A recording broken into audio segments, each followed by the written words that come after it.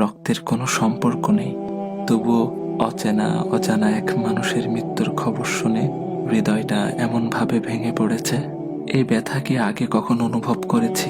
নিজেকেই প্রশ্ন করি। সব সম্পর্ক রক্তে বাঁধা থাকে না। কিছু মানুষ না জেনেই না চিনেই হৃদয়ের সবচেয়ে নরম জায়গায় স্পর্শ করে যায়, আর চলে গেলে রেখে যায় নামহীন এক দীর্ঘ কষ্ট। কেন জানি মনে হচ্ছে এই শোকটা শুধু তার চলে যাওয়ার নয়, এ যেন মানবতার এক নীরব অংশের বিদায়। চেনা ছিল না, কথা হয়নি কখনো, তবু তার অনুপস্থিতি হৃদয়ে গভীর শূন্যতা রেখে গেছে। একটা জিনিস খেয়াল করেছেন?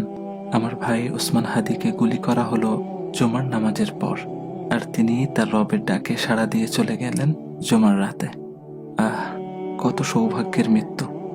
আল্লাহ সুবহানাহু ওয়া তাআলা আমার ভাইকে শহীদ হিসেবে কবুল করুক, জান্নাতের উচ্চ মাকাম দান করুক, শোকাহত পরিবারকে ধৈর্য ধারণ করার তৌফিক দান করুক।